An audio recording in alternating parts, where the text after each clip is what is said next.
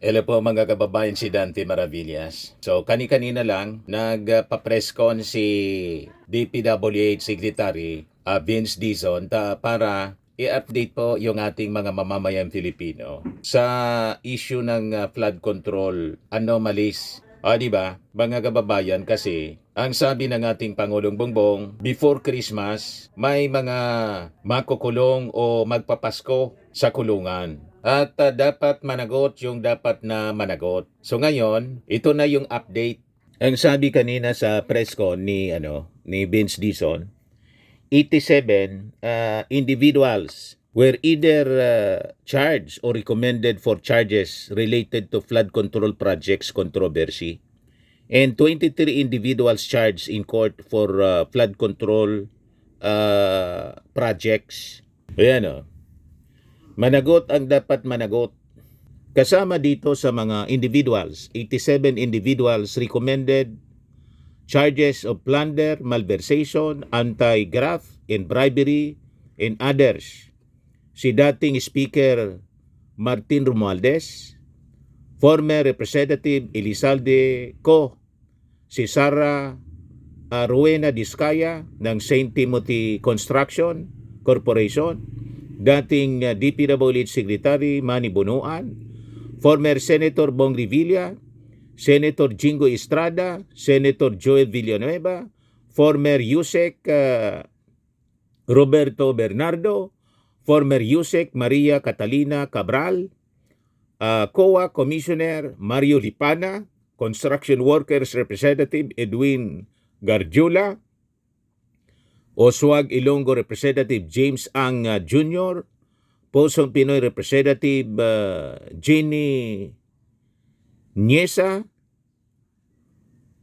Onyesay, Bulacan Representative Agustina Pancho, Cagayan Representative Joseph Lara.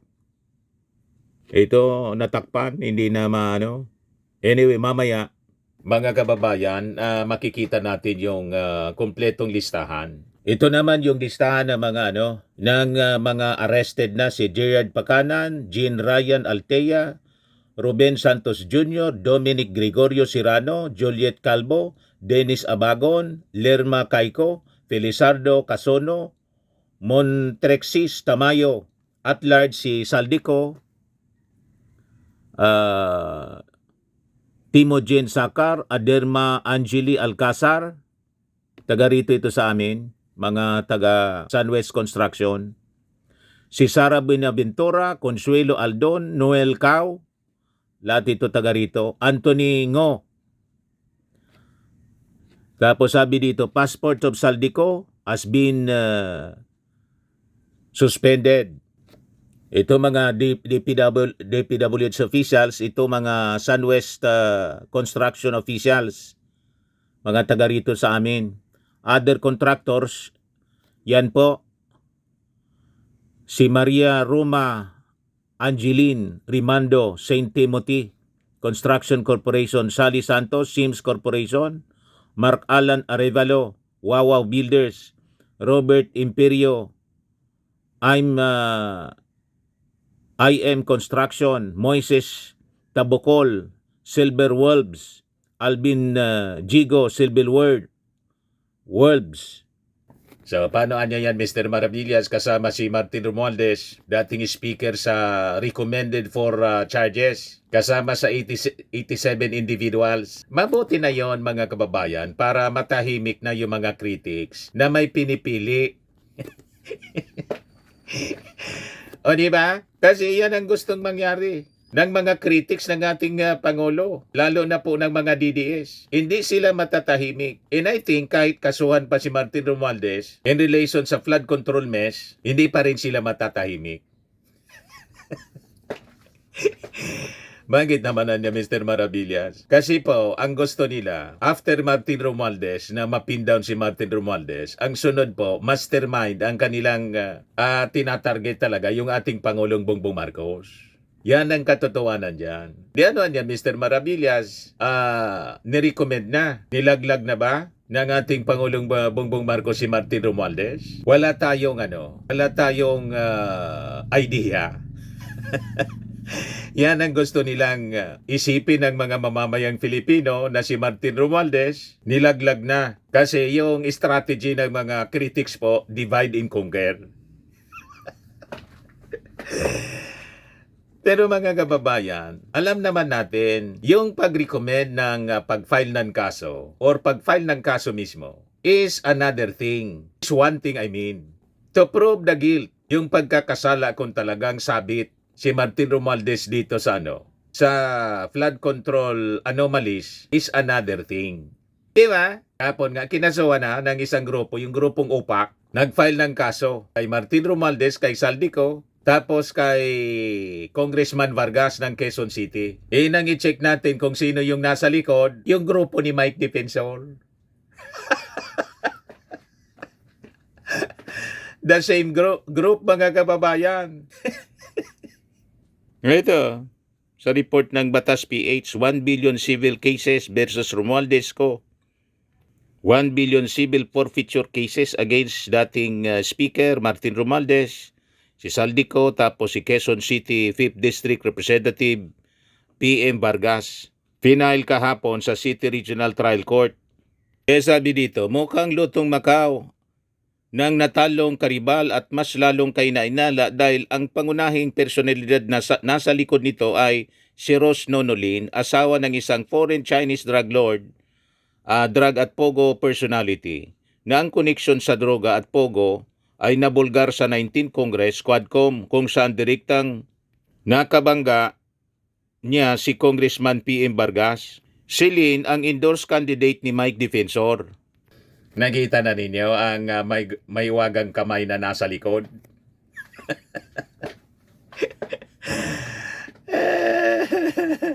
Grupo, mga kababayan nila. Grupo ng mga DDS ang nasa likod. And sa tingin natin, kahit pa i-recommend na ma-file ng kaso si Martin Romualdez, kasama siya sa ni-recommend 87 individuals na ngunguna si Martin Romualdez.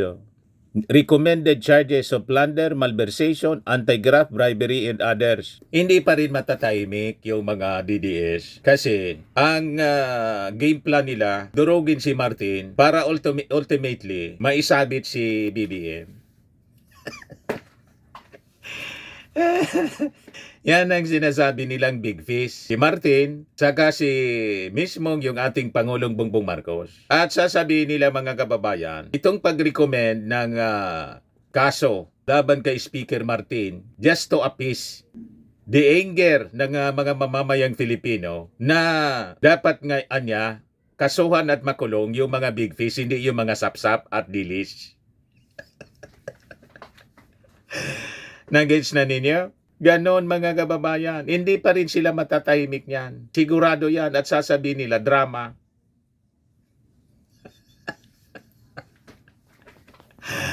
Just for the president to survive, mga kababayan. Yan ang magiging linyahan nila ng propaganda. But anyway, I think wala pang pinapalabas yung kampo ni Martin Romualdez kung ano yung magiging statement nila with the recommendation to file charges laban sa kanya. At sa tingin naman po natin, kayang-kaya ito ni Martin. Sabi nga natin mga kababayan, yung pag-file ng kaso is one thing, or pag-recommend to file a case against anyone is one thing. Kahit file na po, halimbawa, tulad ng ginawa ng UPA kahapon. And to prove the guilt of the person being accused or charged is another thing.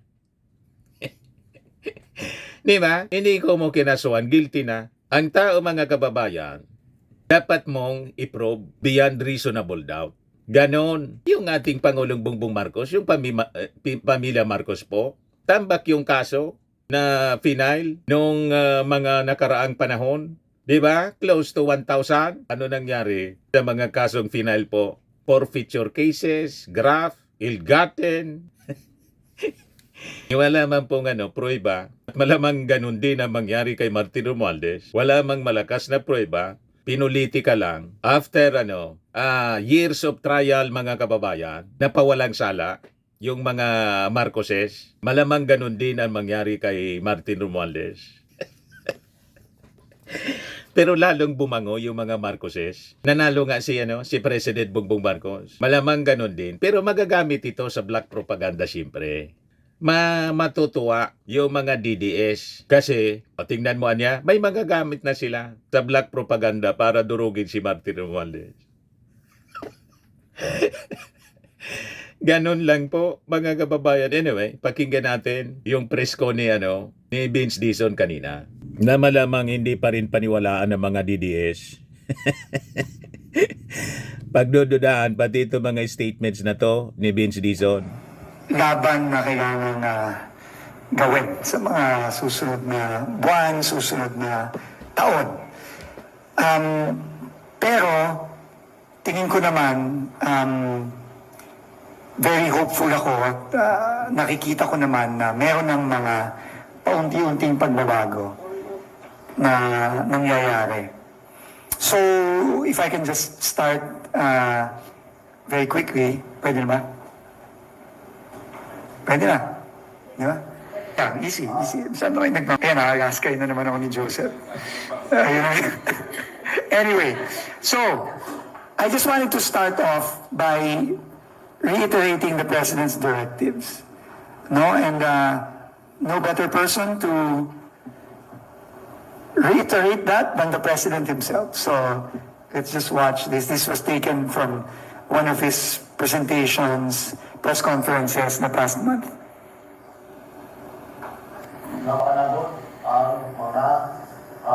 I-replay yung statement ng ating Pangulo. Pangalawa, maibabawi ng gobyerno ang pera na kinakaw nila. Pangatlo, na gumawa tayo ng reforma para lahat na itong klaseng korupsyon na ito ay hindi na mauuli. Kaya, yung mga tao yan na kasangwat dyan, eto, mga walang ginang ito, na nagnanakaw ng pera ng bayan, tapos na ang mariligaya inyong araw. Habulin na namin kayo. Okay, so the President said that very clearly in one of his press conferences, and he has repeatedly said that over the course of the past 3-4 months. And yan, even in private, lagi niyang sinasabi sa atin yan. And tatlo lang naman talaga paulit-ulit kong sinasabi, ang direktiba ng Pangulo. Panagutin yung mga dapat managot, ibalik ang pera, and reforma yun ng DPWH. Yun lang. Hindi siya madaling gawin. May proseso yung lahat. Hindi yan pero sa tingin ko, dito sa makikita natin ngayon, ng 3 kalahating buwan na nandito ako, tingin ko, meron na tayong mga nagawa, pero umpisa pa lang ito. Paulit-ulit naman sinasabi ng Pangulo yun na this is only the beginning. And I just like to go through them one by one. So unahin natin yung mga mananagot. So, ito nakita nyo na yung mga nagsimula na yung mga pag-aaresto, nagsimula na yung mga pag-file ng kaso. Pero, siguro tingnan natin ang pangmalawakan. No? So, next slide please. Right now, 87 na tao na ang nagrekomenda ang ICI at ang DPWH ng kasamang DOJ ng mga charges of corruption, anti-graft, bribery, and others. 87 individuals. Kasama dyan sila former Speaker Romualdez, sila former Congressman Zaldico, si Diskaya, former Secretary Manny Bonoan, senators, congressmen, USECs, COA commissioner, etc. Congressmen. 87 na yan. Lahat yan, Correction na natin yung statement niya, ni Vince Dizon. Yung ICI po, sinabmit lang yung kanilang findings, referral to the Ombudsman. After na humarap sa ICI si Martin Romualdez. Pero walang adverse findings of guilt. Procedural lang yung ginawa. Kasi lumalabas dito, nag-recommend na kasuhan. Wala man pong ni-recommend na kasuhan yung ICI sa Ombudsman. Ayan malinaw. ICI. Kailan ito? November 25.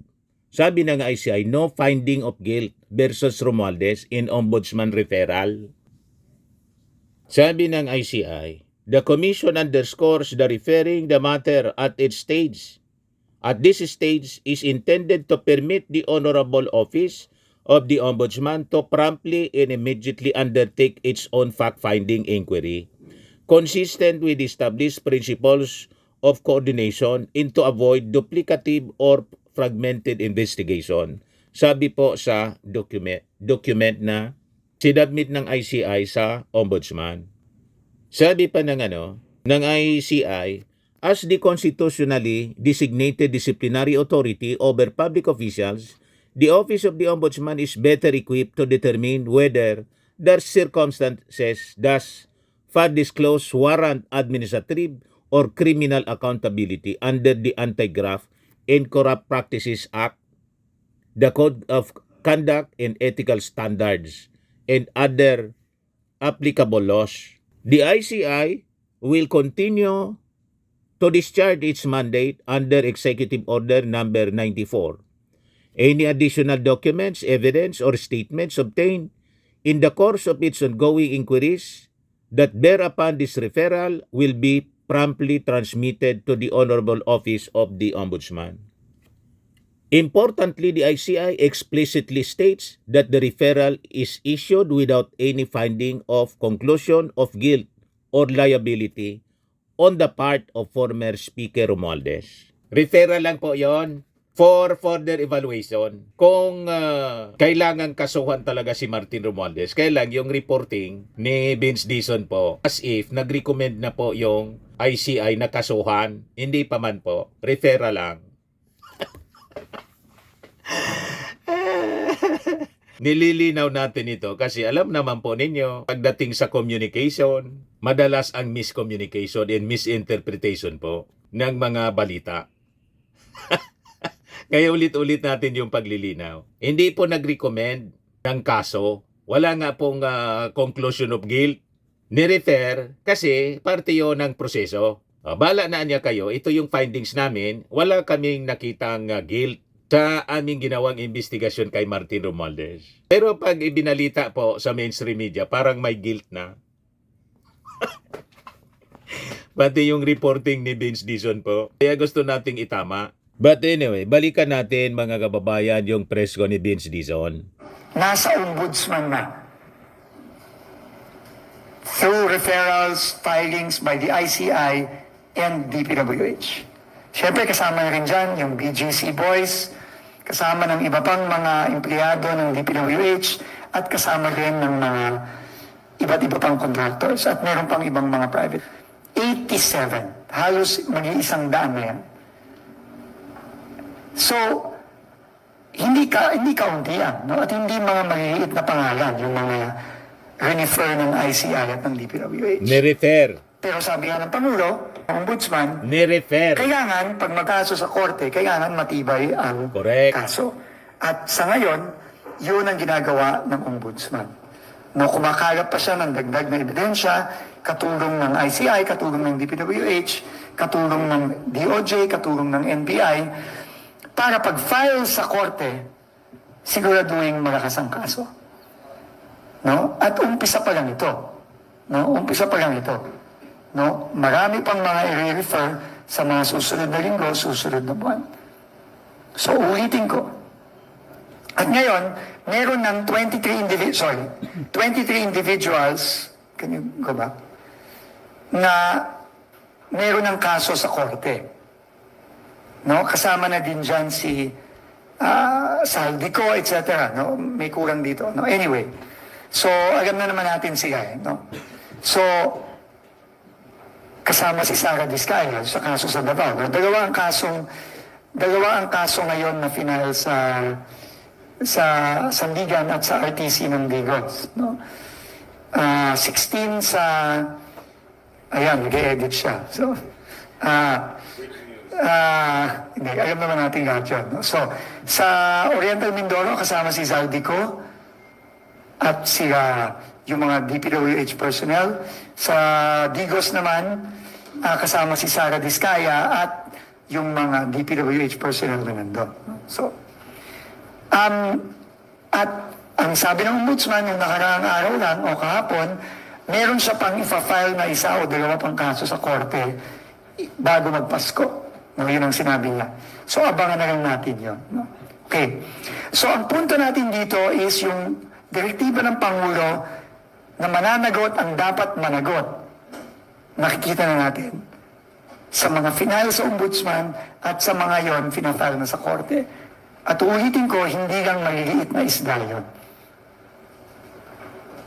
May mga malaking isda doon. No, na tingin ko naman, nakikita ng mga kababayan natin.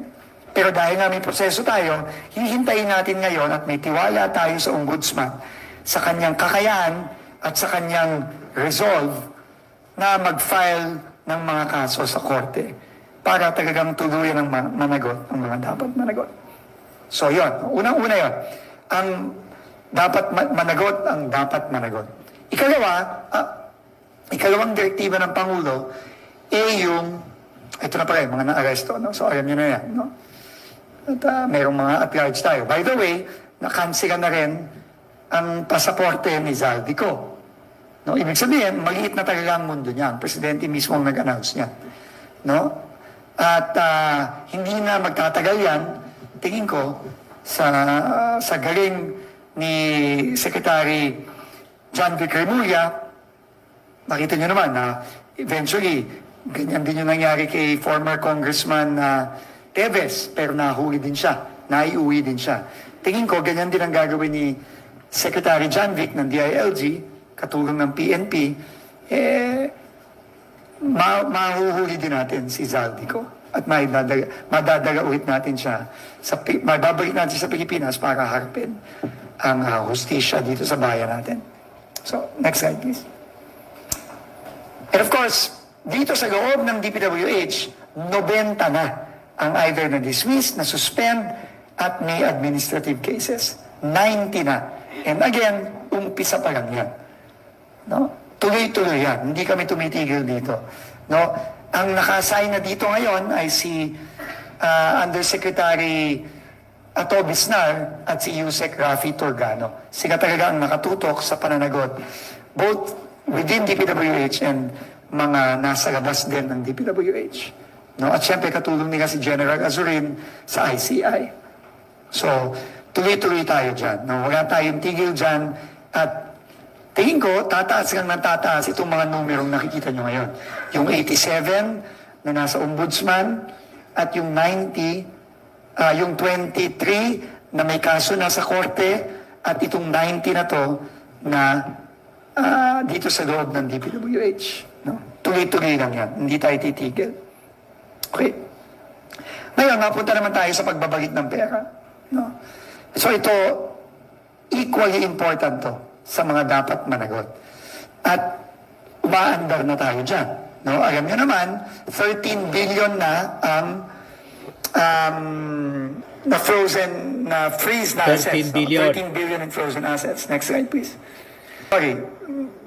Naibalik na parang 150 million to date na voluntary binalik si Alcantara, si Opulencia. At may mga balita kami na mayroon ding iba pang magbabalik na mas mataas sa kanila. No? Aside from the two. No? Pero hintayin na lang natin yon. At may balita din na si Alcantara magbabalik ulit ng, I don't know, ilang daang milyon. No? 200 million daw So, ulit. kasi tanongin niyo ako, napakaliit nito, 100 million, napakanipis sabi nito. ng ating Pangulo. Kasi Ibabalik 100 million na yun sa tinapon nila sa casino. Eh.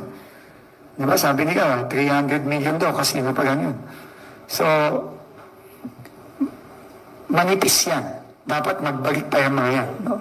Pero, tingin ko yan ang ginagawa ng ombudsman at ng DOJ nila sa pagkakausap nila kaya sa mga hawak na nila. Next slide, please. At alam nyo naman, 48 million o close to 50 million na yung naibebenta at tuloy-tuloy lang. No? Hinihintay ko lang yung Rolls Royce ang hinihintay ko. Mabenta. Yung payong, yung mahiwagang payong ang hinihintay ko.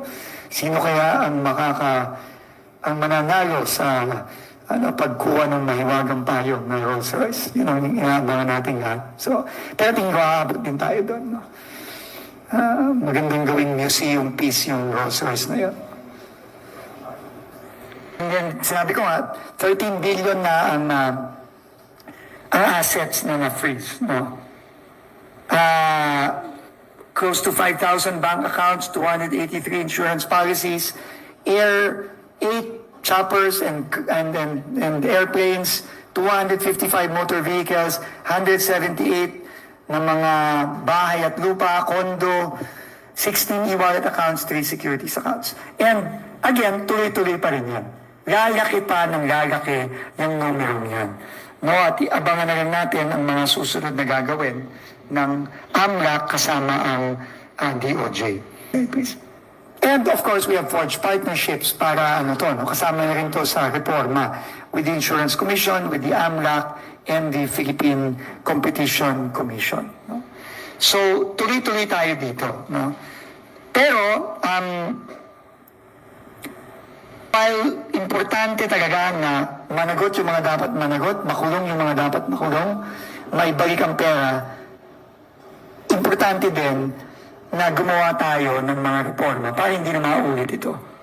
No? And I think ito talaga sa mga susunod na buwan, lalo na papasok ng 2026, ito ang kailangan talaga nating tutukan. Di ba? 2.5 years na lang.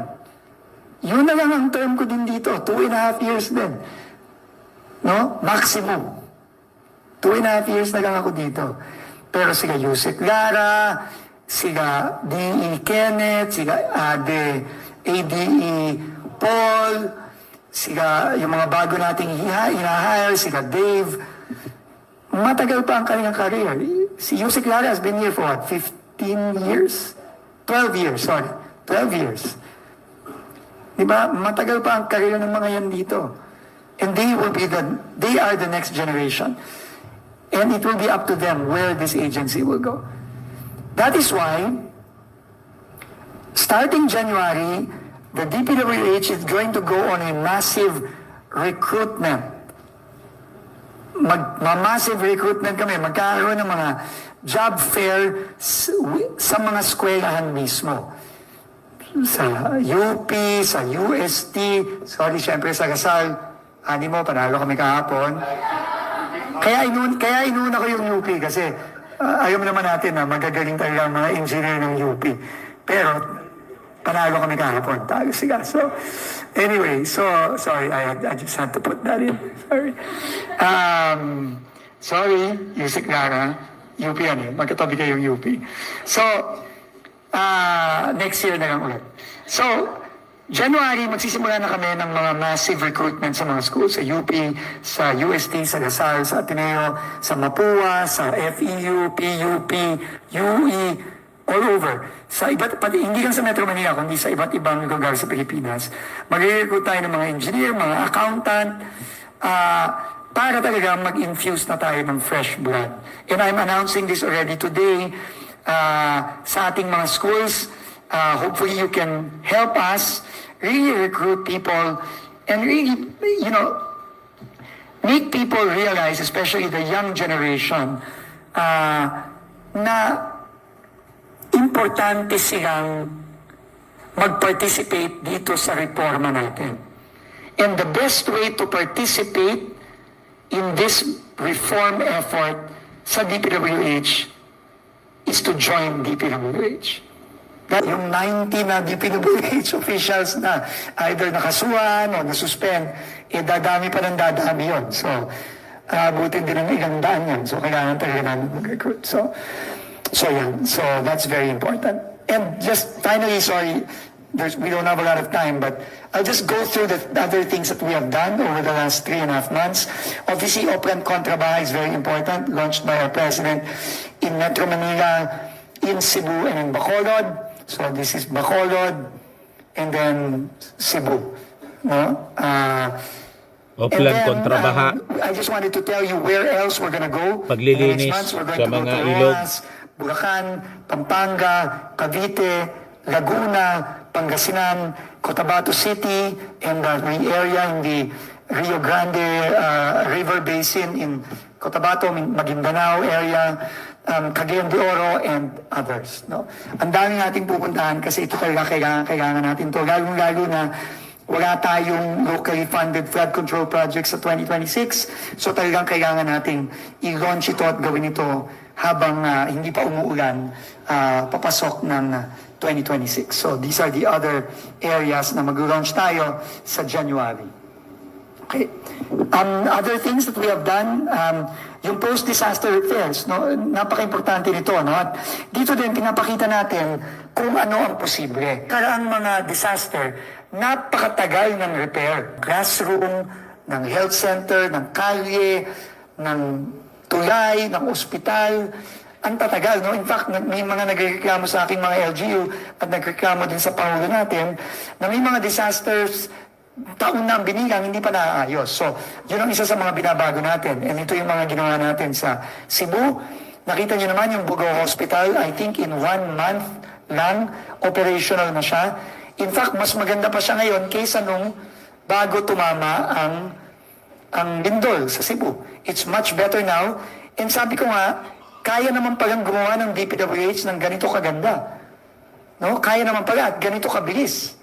No, nagulat. Kahit ako nagulat. I did not expect the speed and the quality of the work. No, pati yung hospital administrator nagulat siya. Yung hospital niya mas maganda pa ngayon kaysa bago tumama yung lindol. So kaya naman pala, so kailangan ngang consistent. No, gagawin natin to sa lahat. No, and I want to congratulate the team in Cebu for doing such a great job here and such a fast job. No, wala pa atang 1 month and a half. Tapos na to. At nakita niyo naman, napakaganda ngayon. No? So, next, of course, alam niyo naman, yung mga ginawa nating 10 cities, napakabilis din ginawa to. Linggo lang binilang natin dito. Doon yung uunahin ng trabaho at hindi uunahin ng pagnanakaw, maayos ang gawa at mabilis ang gawa. No? Problema eh. No? Siyempre, pag pagnanakaw ang priority, walang mangyayaring ganyan. Pero, kapag trabaho, ang focus, yan ang makikita nyo. Kasi hindi na talaga natin pwedeng ayusin yung nasirang yun eh. Kasi pag inayos natin yun, guguho at guguho ulit yun. So we had to find a safer way, and the safest one is now on the left. So I will be there later this morning. No? 1.5 months lang ang timeline yan. Matatapos yan. So, kaya eh. Kayang gawin. Kayang gawin. So, next. Diba? Thank you. So, yun.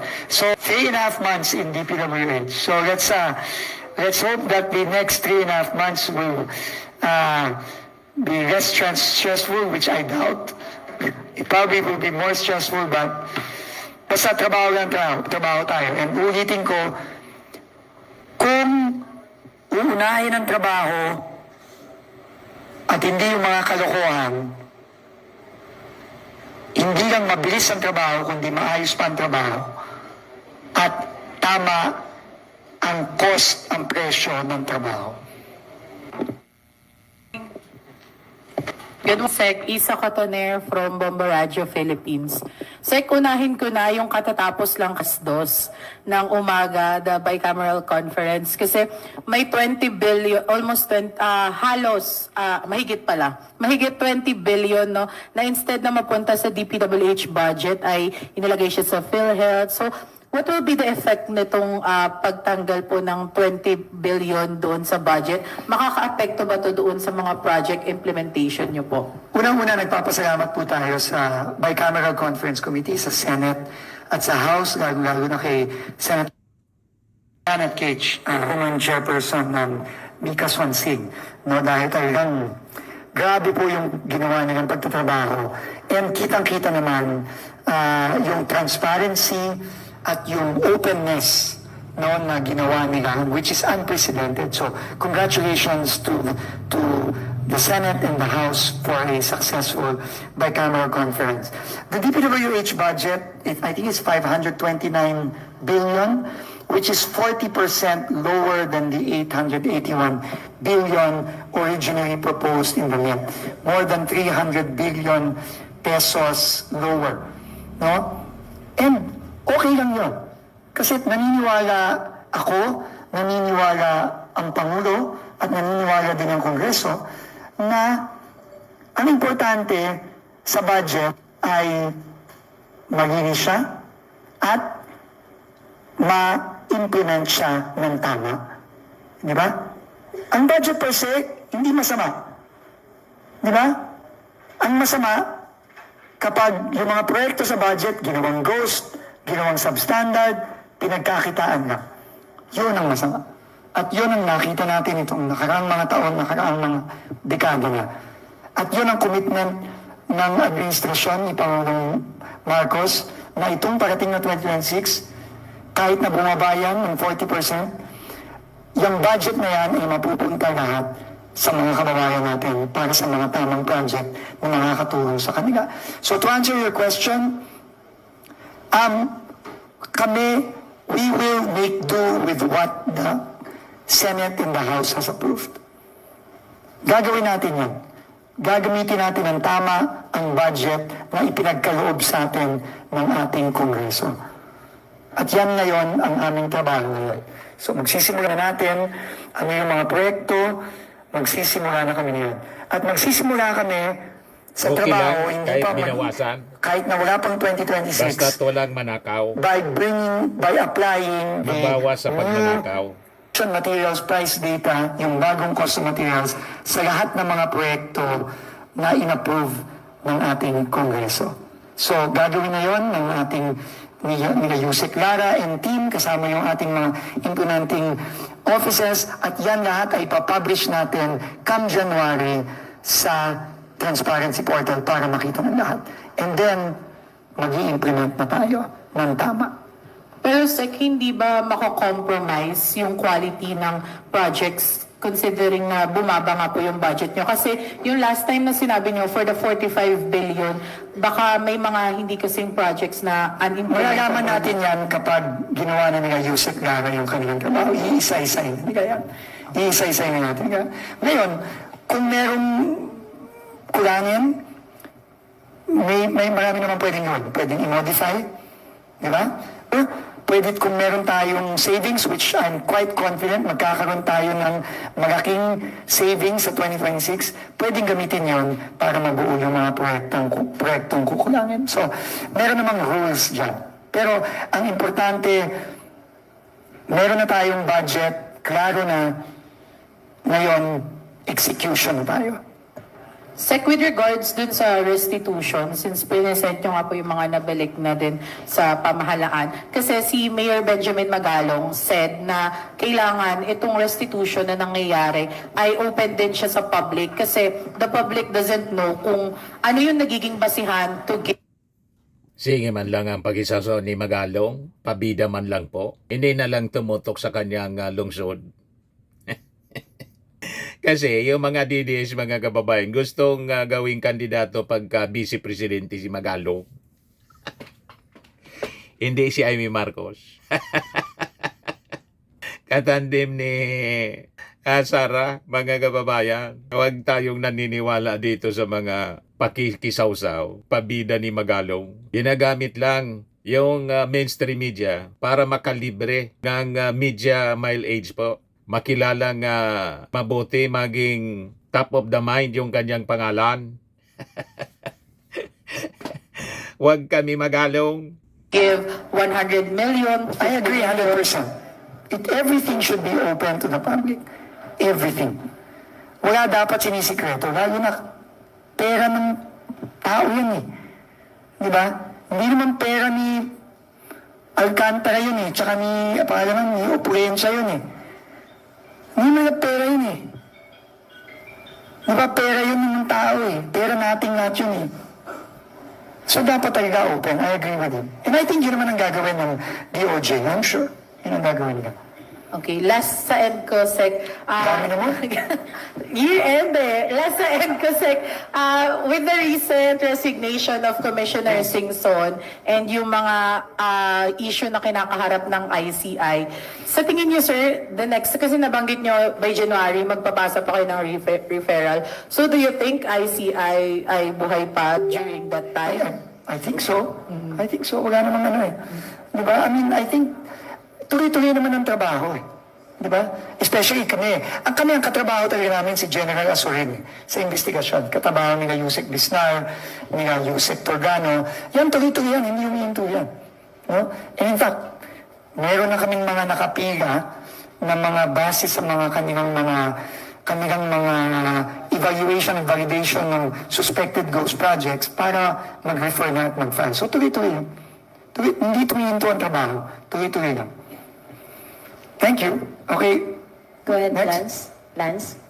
Hi, Sepo from Newswatch Plus. Sir, balikan ko lang po yung ipa-file natin na referrals sa Ombudsman by January sa Cebu. May mga personalities or contractors na ba tayong tinitingnan for this project? Meron, pero hindi ko naman masasabi kung sino. Hintayin natin yung filing. Okay, sir. Pero meron. Okay, sir. Aside from the Cebu project, sir, meron pa ba tayong ipa-file by next month, by January? Marami. Marami. Clue? Huwag na, hintayin mo na. Okay. Pang New Year na yun, year-end pa kami. Okay, Pang sir. New Year na yun. Sige, sir. Doon naman po sa recruitment program nung sa mga young engineers and accountants. Sir, paano yung magiging process nito? May magkakaroon ba ng parang memorandum of understanding with the schools para direct na yung... Hindi naman kailangan siguro. I don't think we need to do it so formally. I think, first of all, a lot of our graduates are going to be looking for jobs. Di ba? And alam mo naman, may mga sa eskwela naman, uso naman talaga ang mga job fair. So kami, sasama lang doon. At kami makikipagkompetensya sa mga private companies para to recruit the best and the brightest engineers, accountants, etc. No? So, Okay, thank you, sir. we will, anong tawag doon? We will appeal to the idealism and the patriotism of the Gen Z graduates next year. And, hindi mababa ang sweldo ng gobyerno, yung mga entry. Lalaban ang sweldo ng gobyerno sa private, entry level. Sec, follow-up lang dun sa Lalaban. question ni Lance. Sa tingin nyo ba, hindi kayo may hirapan mag-recruit since parang meron ng stigma sa DPWH? That's why I said we have to appeal to the patriotism and idealism of the youth. We have to appeal. Alam ko, there is zero trust in this agency. Pero paano natin babaguhin kung yung mga idealistic, patriotic, Gen Z graduates natin hindi sasama sa atin? Kailangan. Kasi this is their government, this is their country. They're the ones, kami, ano na kami? Patapos na. Diba? Lawrence Tanong. So we have to do that. Lawrence Tanong sa Radyo Pilipinas. Follow up lang din doon kay paano natin ma-filter or paano natin ma-prevent yung mga bagong students na to na papasok sa DPWH na hindi ma-influence ng mga natitira pa. Kasi Napakagandang tanong. for sure marami pang Henry Alcantara na nandito ngayon. Napakagandang tanong yan. Unang-una, ayaw mo naman, fear is a very powerful motivator.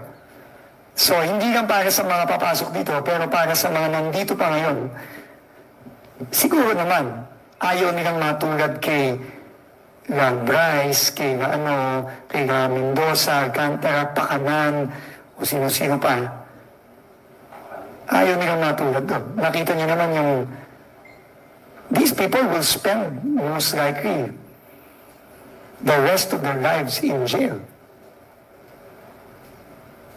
I don't think they want that. So, unang-una yun. Matuto na sila. Matuto na kayo. Diba? Kasi siseryosohin namin to. Hindi to, tsaka umpisa pa lang yan. So, that's number one. Number two, I think will be critical. Transparency, yung mga reforma na gagawin namin, by the way, on the budget na i-announce namin sa New Year, lahat yan. Yung strict monitoring, no? Lahat yan. Pero, nasa tao yan eh. Nasa tao yan eh. Kung ikaw ay magpapadala, nasa sa'yo yan eh. Diba? So, kailangan din tibayan ng loob ng mga, lalo na yung mga bagong papasok dito. Sir, Ay, ganyan, go ahead. sir, looking at the issue of yung built-in overprice because of the inflated construction materials price data. Sir, di ba it happened because, di ba sir, ano yan eh, Regional Office Price Monitoring Committee and there was the DEO Price Monitoring Committee. So it happened because all the regional offices and all the DEOs were doing the inflated price, That's right. construction price materials. Correct. So, sir, bakit parang certain RDs were not covered by the ang panagutin ang mga dapat managot? Kasi sir, di ba lahat ng regions, it happened, all regional offices had that built-in overprice eh. Yeah, siguro maghintay na lang tayo, Rainier. Yung sa pananagot ng mga RDs, sabi ko nga, ilan na yung ngayon? 90 na, di ba? Yung DPWH personnel. So, hintayin na lang natin. Maghintay na lang tayo. Ngayon, tama kayo doon. Kaya nga, ang ginawa natin sa pagbabago ng CMPD this time around, sinentralize natin sa central office. Ang central office, yung opisina ni Yusek Lara mismo ang bumaba. Hindi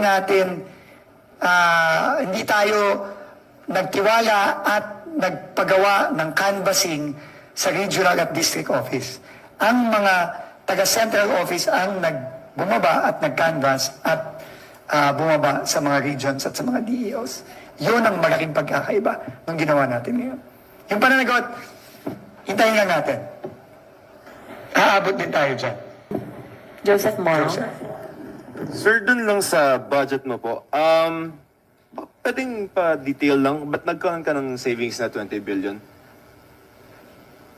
Hindi ko maano yan kasi Senate naman. ang Senate po ang BICAM po ang nag-determine nun. We just provided a revised adjustment factor that incorporated hauling and other market conditions. Pero lahat yun estimated pa rin.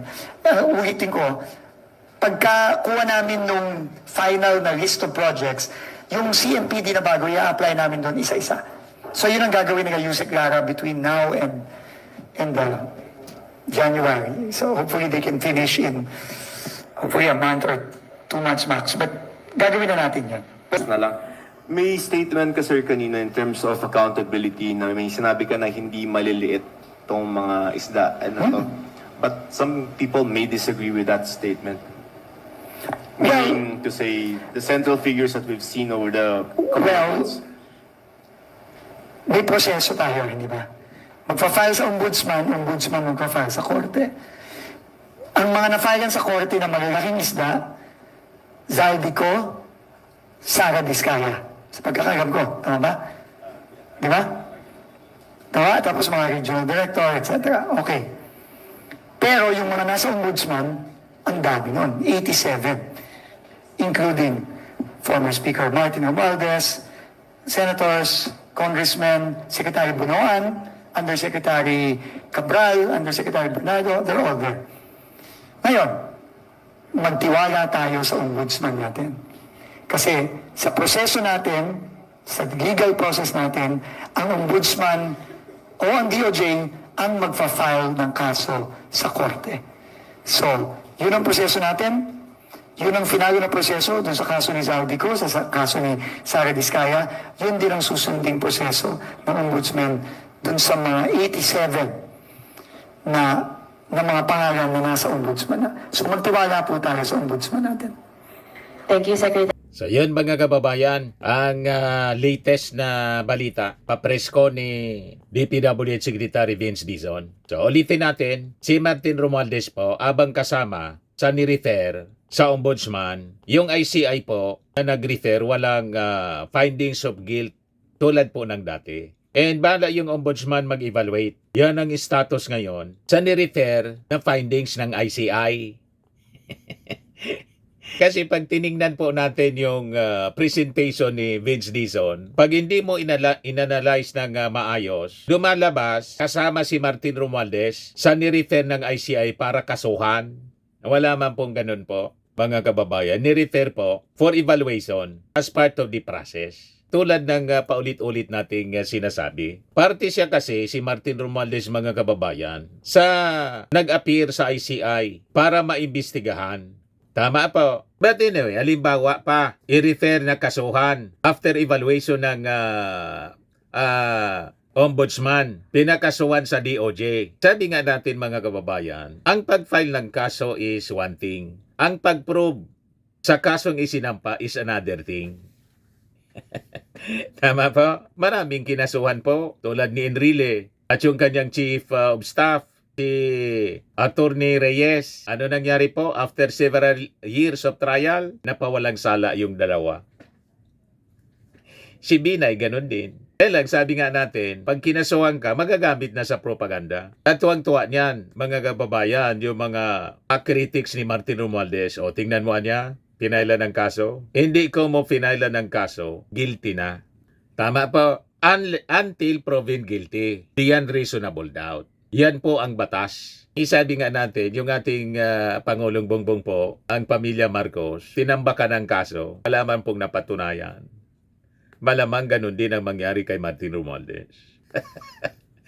May naman po yung mga ebidensya, mga kababayan, pero sabi nga natin, magagamit nila sa political propaganda. Lalo't papalapit na naman po yung eleksyon.